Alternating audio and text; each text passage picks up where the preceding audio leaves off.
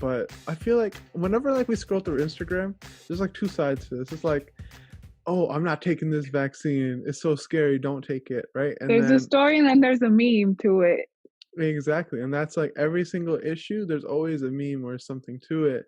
And so another thing is that people who say trust science and to take the vaccine, they're telling people who say not to take the vaccine to say, oh, stop telling people not to take the vaccine. That's your own choice. But then they'll proceed to tell you to take the vaccine as you're just doing the If exact they're not same. imposing their choice on you as well. Exactly. Yeah. And that's what I Yeah. don't kind of understand. Like, if your whole premise is not to dictate someone's choice, why are you doing that right afterwards? But Mm-hmm. so will you ever take it? Will you take it down the line in like a year if like it's all like the world's a little bit better? I think down the line, yeah. I just don't feel like comfortable with it now, honestly. I don't know about you. What would you do, honestly? How do you feel about it? So like I feel like it's either out of necessity or by being tired of the whole situation. So for me, Yeah. I've been I've been home the whole time, right? And so I can work out at home, I can work from home, I can do school from home like we've all done.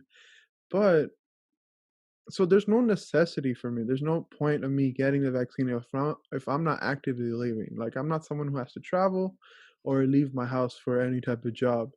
So in that regard, I don't want to take it because I don't have to, and I want people who have to take it before me to have the opportunity to. So like a lot of people are saying these government officials are already getting the vaccine because they're of higher importance, but rather we should be giving it more to the doctors and the everyday essential workers.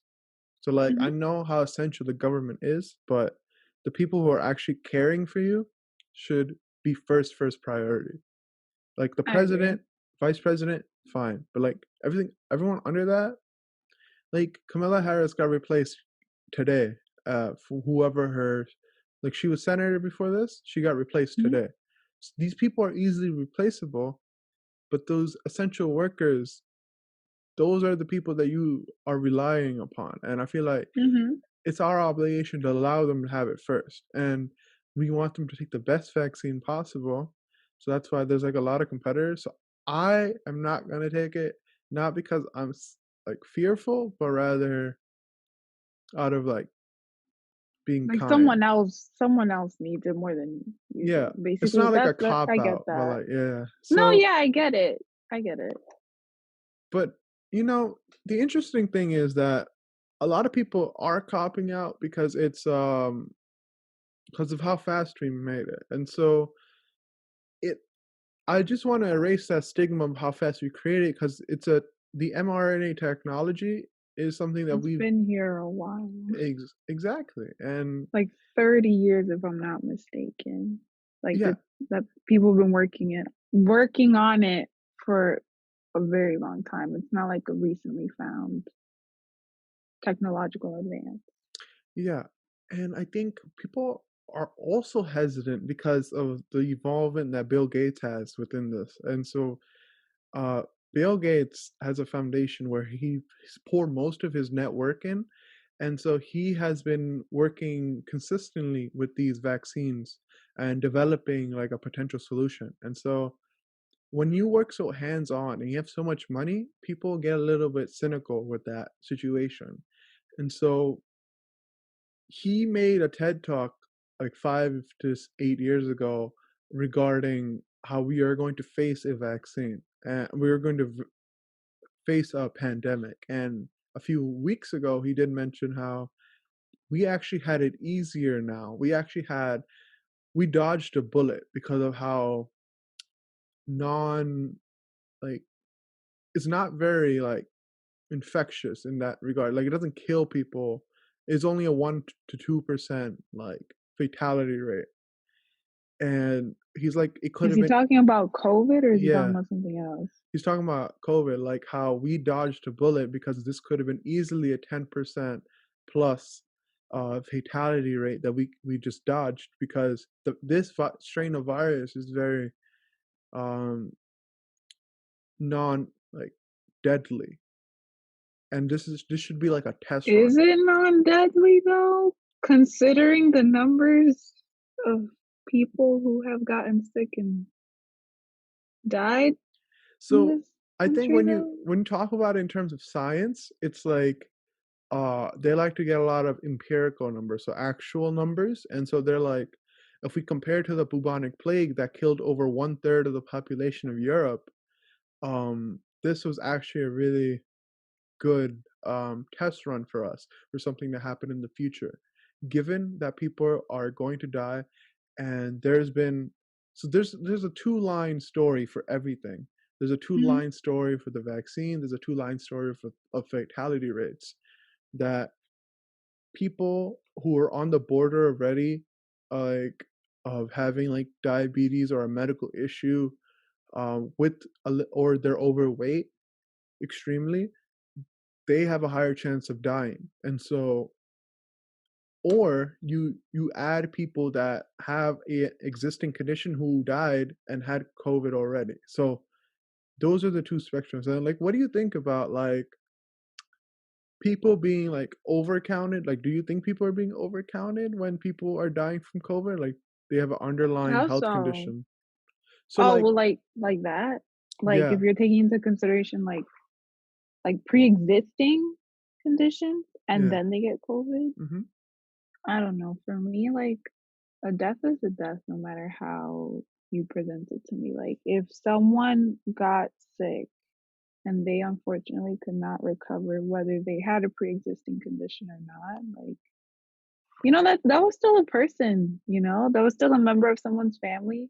That was someone who was important to someone's community. And I don't know, it's just really sad the way that, like, like you, I don't even know if you like think about it sometimes, but like, like the mass graves that we have in New York, yeah. and like The how like people were literally in like loading trucks, like bodies of people were in trucks.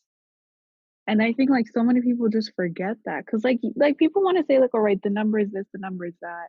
And like I get it. Like compared to the bubonic plague, maybe like COVID is not as bad as the bubonic plague, but it's still really sad, you know?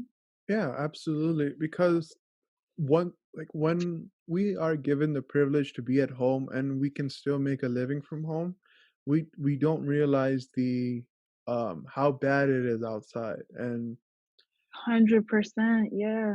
And when it doesn't affect you personally, you don't think it's an issue. You're like, when your circle is all healthy, like 20 to 30, 40-year-old people, you're obviously going to have that type of attitude of, even if any of us get it, we'll live. But like when you live Hmm. with people who are significantly older than you, have health conditions, there's going to be some sort of fear there. And when you see like these islands being filled up with dead bodies because we've run out of like body bags or run out of space to bury them, it's terrifying to see. But the main thing here that people are concerned about is that is being the numbers are being inflated. And I totally respect, like, a death is a death, and no one should be. Um, if there was no virus, would they have died? And that's the key issue here. That Mm. they're saying like, oh, if you die from a car accident and you had COVID, you died of COVID. That's what the issue here is.